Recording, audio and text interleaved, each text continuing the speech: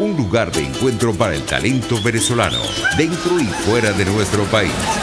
Continuamos por todos los medios con Mingo. Otro nivel.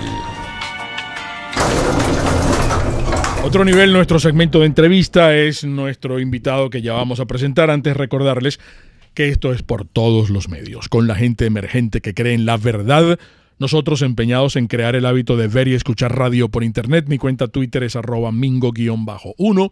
Ese 1 es en número. Saludos a todos los que están allí conectados en Mingo Blanco TV en Instagram. Recuerden que esta es Radio Caracas Radio, 90 años. Vamos a cumplir el 11 de diciembre. La radio que se ve en todas las plataformas habidas y por haber a través de RCR 750. También transmitimos.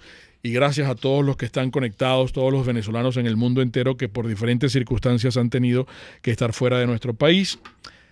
RCR 750, también Periscope y la aplicación TuneIn. Vamos a saludar a Pedro Pablo Peñalosa, ustedes lo conocen. Joven, brillante periodista especializado en la fuente política. Pedro, ¿cómo estás? Un abrazo.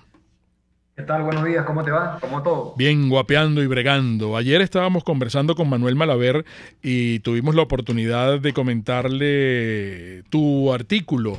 Y yo quisiera comprometerte con nuestro auditorio para que desmenucemos allí, porque hay realmente una radiografía interesante que tú colocas para todos en general, los lectores. Nosotros promovíamos este encuentro contigo precisamente robándote parte de él. Venezuela agoniza, la oposición en crisis y Maduro se encumbra en el poder. Tú consultas, por ejemplo, en el artículo a Carmen Beatriz Fernández de Data Straining, ¿no?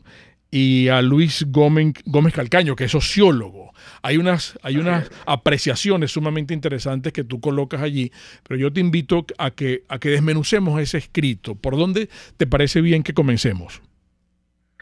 Bueno, yo comenzaría, digamos, por el punto que le da base a la nota, que es lo que significa, digamos, la llegada de la pandemia a Venezuela. ¿Qué quiero decir con esto? Y allí lo recuerdo.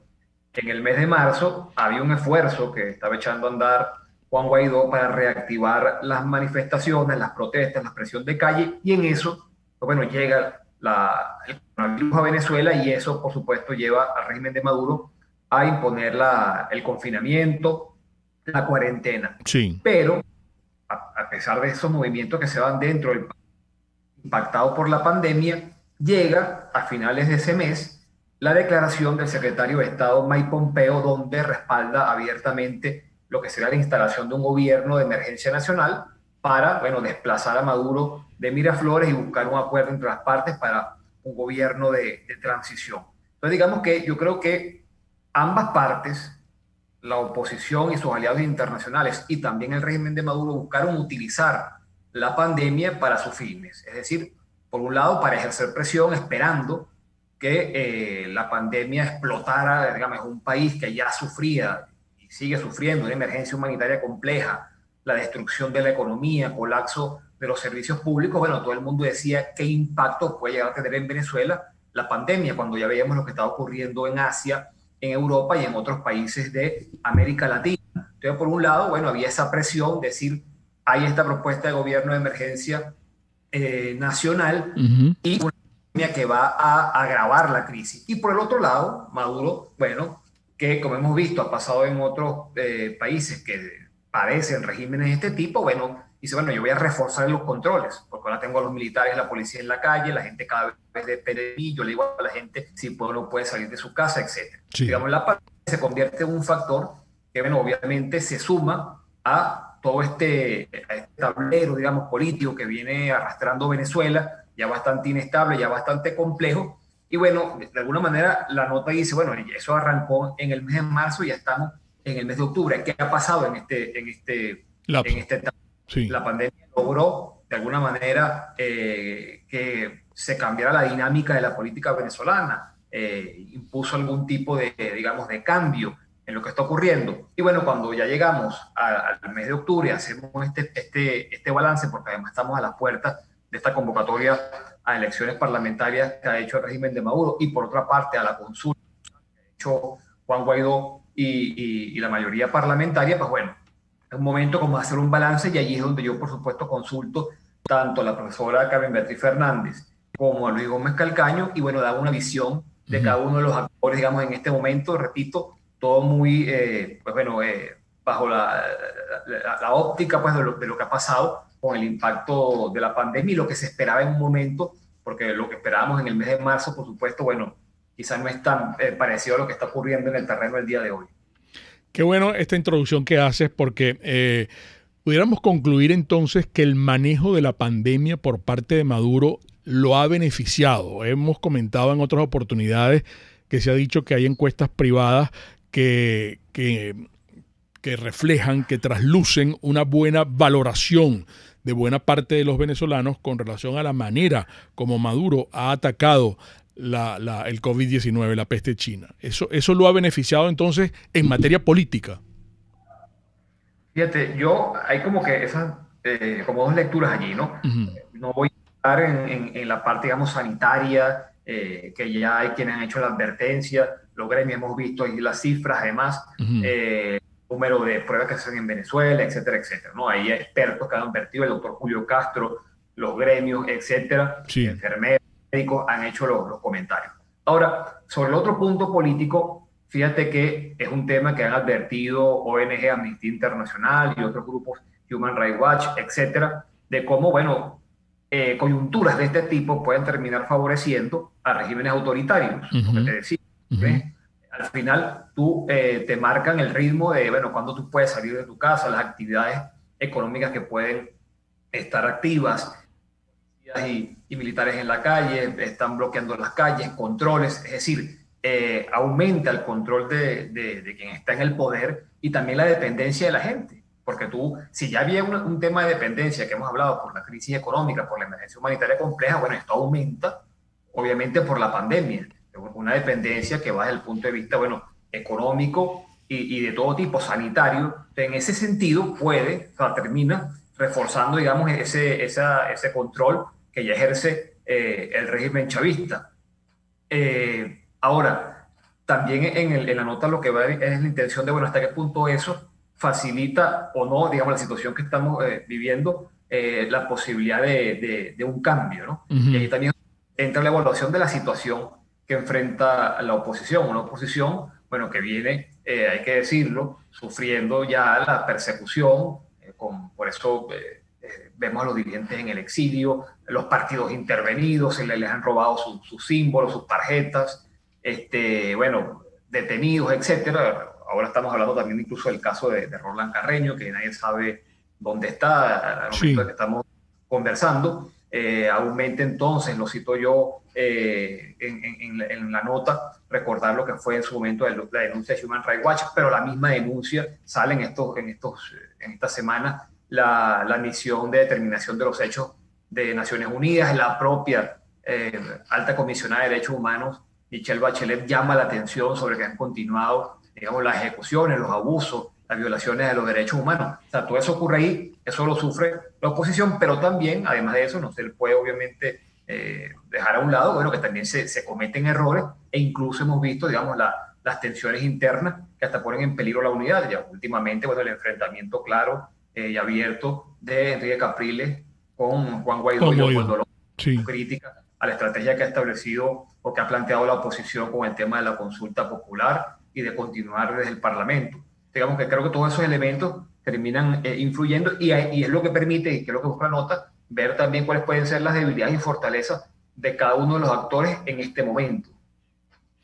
Y fíjate que tú comienzas tu nota hablando de la Venezuela que agoniza, que yo quisiera que una reflexión tuya, porque es verdad, pues lo estaban comentando los muchachos en el segmento anterior del Está Circulando.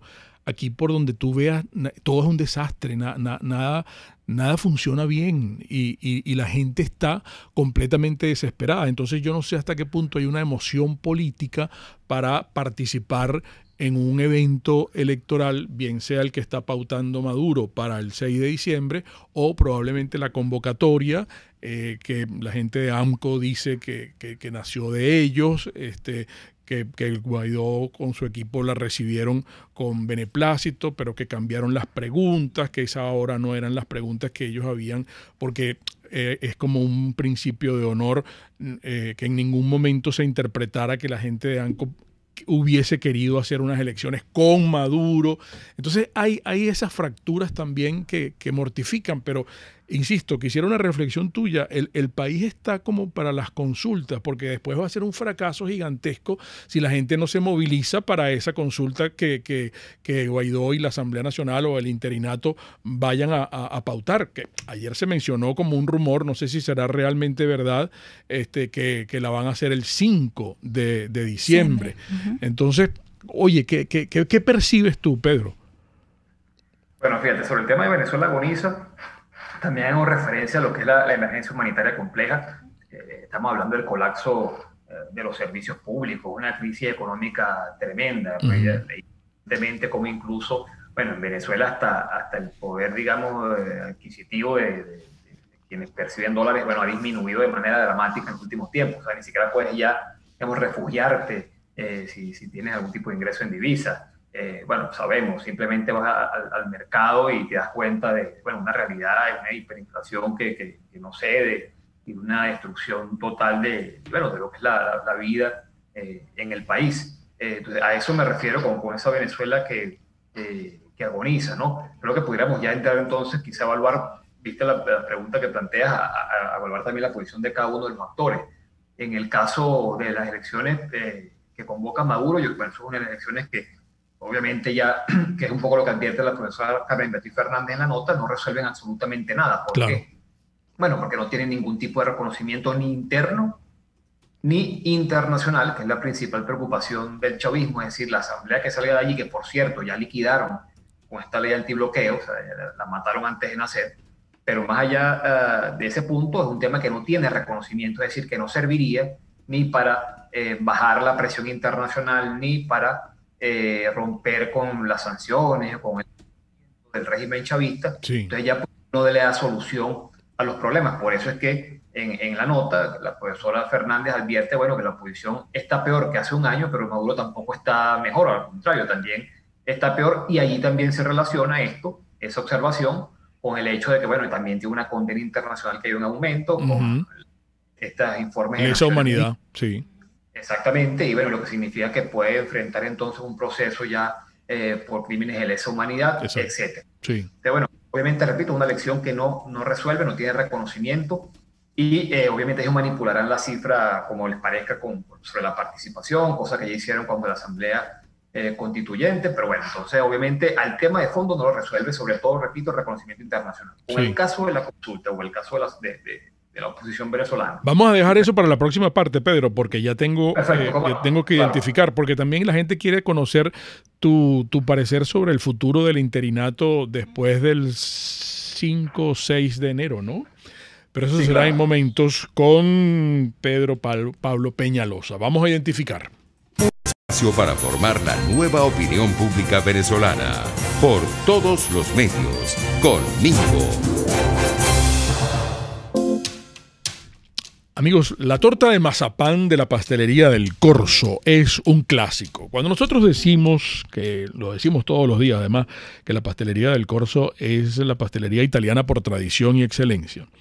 Lo bueno de esta torta de mazapán es que usted la puede encargar por peso. Usted puede decir, mire, yo quiero encargar una torta de mazapán por un compromiso X, por un cumpleaños. A lo mejor hay alguien que se va a casar y van a hacer un matrimonio bajo perfil, pequeño por las circunstancias. El mazapán, trabajado por la gente de la pastelería del Corso, eso es almendras, azúcar, huevos. Y después, claro, los maestros pasteleros que le ponen ese toque técnico. Ahí lo tienen, vean ustedes lo que está allí. Yo la vi, eso creo que fue el viernes. El viernes o el sábado, que estaban preparando esa torta para un compromiso que creo que era un matrimonio. Bueno, esa torta es una belleza. Encárguenla acá en el 941-1971 de la Pastelería del Corso, que repito, es la pastelería italiana por tradición y excelencia. La medicina preventiva comienza con un perfil 20, con un simple perfil 20, donde usted se va a hacer todos sus exámenes. Envelap. Biodiagnóstica, porque es un laboratorio clínico con un concepto original. En esta época en que estamos viviendo, bueno, mucho más económico. Y yo quiero que usted lo constate, que usted lo compruebe. Cuando usted llame y pueda hacer cualquier consulta, porque a través de este número también conversa con ellos por su WhatsApp. 0414-202-2900, pero también le voy a dar una central telefónica 0212-945-5788. Además del perfil 20, todas las pruebas especiales, los exámenes especiales que le mande a hacer su médico. Bimero D, ferritina, por ejemplo, y resultados en tiempo récord, que eso no se le ofrece ningún otro laboratorio. De la biodiagnóstica es precisión y confianza en laboratorio clínico. ¿Quién es mi bella genio? Mi bella genio es Chef Male. Sigan en estos momentos a Chef Male. Colóquense, ustedes que están en el mundo entero, en el Instagram de Chef Male, @Chef Male. Y Male nos está invitando porque, y ya yo estoy inscrito, eso va a ser en vivo, vía Zoom. Bueno, esto, amigos, es un taller. ¡Qué original! ¡Qué único es este taller de Navidad Low Carb! Mire, yo voy a aprender a preparar hallacas a lo Keto Landers. No solamente, bueno, desde el proceso del guiso, la masa, el armado de la hallaca, pero también el pan de jamón. Con la preparación de la masa madre, que eso es muy importante, y el armado del pan de jamón. Y va a haber un set de preguntas y respuestas y un bonus sorpresa. Inscríbanse, por favor. Ustedes que están en el mundo entero van a poder hacerlo. Y es este sábado, así que tienen que apurarse porque el cupo es limitado. Toda la información en @chefmale, horneando amor y salud en un solo clic. Puedes seguirnos en nuestras redes sociales. En Twitter, @RCR750, la radio que se ve. Ellos sí que no saben nada. Y así nos va. El espacio donde se tocan los temas más candentes de interés político y nacional. Y así nos va. En este programa, la picardía y el humor inteligente son los protagonistas. Pura cabilla. Lara y Hernández descosen y revelan los secretos más oscuros del acontecer político. Y así nos va, de lunes a viernes a las 4 de la tarde, por RCR 750 AM. RCR 750 AM. Porque lo bueno une. Periodista espontáneo, frontal, observador, inconforme, con mucho que decir y escuchar. Regresamos por todos los medios conmigo. Y con Pedro Pablo Peñalosa, nos quedan unos 10 minutos de programa, Pedro, para apelar a tu capacidad de síntesis y tratar de que no se queden cabos sueltos. Hay muchas preguntas porque hay muchos amigos audioparticipantes en el mundo entero que están conectados por las diferentes plataformas. Erika te quiere saludar y quiere hacerte un compacto de algunas de esas preguntas para que tú puedas ir respondiendo poco a poco. Podemos abrir el micrófono ya. Buenos días, Pedro. Te comentan lo siguiente: seamos realistas, en Venezuela el único gobierno que existe es el de Nicolás Maduro, debilitado o no, es el que está gobernando en Miraflores. La pandemia lo favoreció. También querían tu opinión y tu análisis sobre esa salida de Leopoldo López hacia España y la posibilidad de que instale un gobierno en el exilio. También te recuerdan que lo de la emergencia humanitaria, a pesar que Venezuela es el único país en la historia que tiene 33 meses en hiperinflación y Maduro sigue gobernando. Y elecciones con Maduro, que dicen que nos preparemos para eso, porque eso es lo que viene, Pedro. ¿Por dónde arrancamos? Bueno, podemos retomar lo que vemos que dejaba luego de la consulta, ¿no? La evaluación de la consulta y uno lo hablamos de las tensiones que eso ha generado ya dentro de la oposición, ya Capriles dijo que no lo apoyaba, la misma María Corina Machado dijo que no lo apoyaba, es decir, no tiene el respaldo que tuvo la consulta del 16 de julio del año 2017, ya es un punto importante. Otro, por supuesto, es el tema de la movilización, que no solamente va por el tema de la pandemia, sino también el tema de la represión, pero el tema también de unos partidos que están debilitados, disminuidos por múltiples razones. Obviamente no hay el entusiasmo y hay un desgaste importante que cae sobre Guaidó, sobre el Parlamento. Entonces, digamos, ese entusiasmo que podía existir en el año 2017, bueno, obviamente hoy no es lo mismo. Entonces, todos esos elementos van sumando. Tienes ese antecedente al que he hecho referencia del 16 de julio, donde, bueno, tú vas y puedes apoyar, pero eso no genera un cambio o sea, tú puedes tener la mejor pregunta y el mejor planteamiento, perfecto, pero bueno, si luego la gente va, respalda, pero aquello se traduce en hechos concretos, bueno, obviamente queda la decepción, la frustración, y creo que eso pesa mucho con respecto a esta consulta y sus posibilidades de éxito. Claro. Pues estábamos comentando allí mismo en el texto de la nota, bueno, el profesor Gómez Calcaño teme que esto puede ser, o más que temer, señala que esto puede ser un fracaso, porque considera que, bueno, sería como pedirle a la gente que apoye un cheque en blanco a la oposición en un momento en que la oposición está, por supuesto, disminuida, sí, está en horas bajas. De todos esos elementos deben tomarse en cuenta al momento de evaluar ese impacto que puede tener la consulta. Una consulta que, como tú señalas, a esta hora todavía no tiene fecha, no hay claridad de cómo se va a desarrollar, pero también todo eso pesa porque, bueno, es una interrogante. No hay nada concreto con respecto a la consulta, más allá de participar para expresar el rechazo al régimen de Maduro, cosa que, bueno, que se ha venido expresando, ya repito, en repetidas ocasiones, y eso obviamente no se le ve que tenga un resultado concreto. Quizás creo que ahí puede retomarse o recordarse lo que ha sido el último comunicado de la conferencia episcopal, donde por un lado yo decía que le da la extrema unción al 6 de diciembre, pero tampoco le da la bendición a la consulta o a la estrategia que ha planteado la oposición, porque no la ve clara, no la ve bien definida, y creo que ese es un sentimiento o una opinión que pueden compartir muchos venezolanos en este momento. Sí. Por el lado de la consulta. Sobre lo que decían del tema de Leopoldo López y el gobierno en el exilio, bueno, yo creo que hoy entiendo que Leopoldo López anunció una comparecencia ante los medios, sí, y ahí habrá que ver cuál es su agenda, o sea, qué propone, qué plantea, porque en este momento, bueno, no se sabe ni siquiera muy bien, o no se tienen detalles de cómo salió del país ni nada de esto, pero además, bueno, ¿qué va a hacer ahora? Yo lo que veo ahí, lo que percibo, es que se ha ido, digamos, trasladando todo el esfuerzo de la oposición o está poniendo todas las fichas en el tema internacional, pero dentro del país, bueno, allí es donde están las debilidades, y eso es fundamental.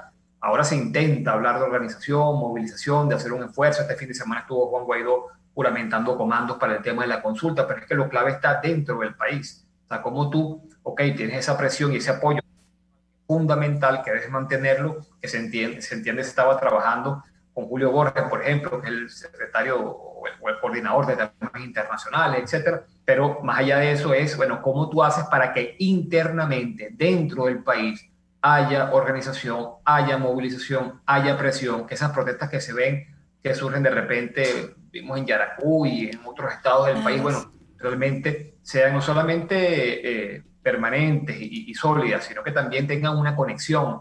Aquí yo creo que de hace mucho tiempo, es un tema que sigue estando pendiente, existe movilización, sí, existe ese malestar, pero lo que ha faltado es darle confianza, orientación, no, y yo diría orientación, claro, contenido político, es decir, que el vecino que está en Sucre, el vecino, el trabajador que está en Yaracuy y el que está en Bolívar, el que está en Maracaibo, sepan, bueno, que aunque pueden protestar en principio por cosas distintas, tú por electricidad, que él por el gas, que él por no le pagan, etcétera, en realidad deben apuntar al mismo objetivo, porque la causa del problema es el mismo. Claro. Pero, digamos, esa falta de contenido, orientación política, que es algo que no es de ahora, que es un tema que es una deuda que tiene pendiente la oposición casi que desde el inicio de este proceso, pues bueno, sigue estando allí, y creo que, bueno, ya hay que definir, repito, que tienes que definir qué va a hacer Leopoldo López para saber es institucionalización, de mayor fragmentación en la política venezolana, y eso es un esfuerzo que tendrán que tomar todos los actores, incluidos los actores internacionales, a ver, bueno, cómo se puede recomponer este juego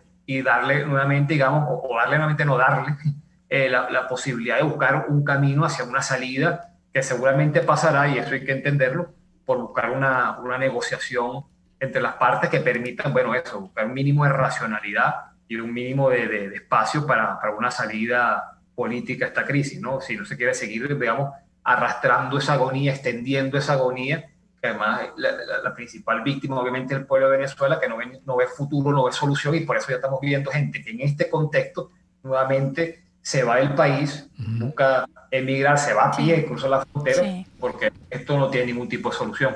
Sí. Pedro, ¿sabes algo de la posibilidad de la rotación de la presidencia del interinato? Bueno, la información que yo tengo es que esa propuesta sí se puso sobre la mesa, pero no tiene el respaldo de partidos. Entonces, digamos, no tiene el apoyo suficiente para llevar adelante. Pero yo creo que más allá del tema, eso sí lo que evidencia es que obviamente, bueno, yo creo que estamos ante una posición, yo lo he dicho en otras ocasiones, que nunca ha tenido un líder, decía yo, sino que ha tenido candidatos que tenían una fecha de caducidad, que eran las elecciones, y luego tenía presidentes del Parlamento que tenían también una fecha de caducidad, que era el año de su gestión. Esto ha cambiado por completo, ya tenemos a Juan Guaidó del año 2019 al frente de la oposición, al frente del Parlamento, y también allí, bueno, obviamente se abre un debate, no solamente sobre el liderazgo, sino sobre todo sobre la estrategia, porque yo creo que más allá del tema del nombre, que sí es muy importante, el tema de si la estrategia está impulsando puede generar resultados, puede avanzar. Ya hemos visto, bueno, es momento de hacer un balance.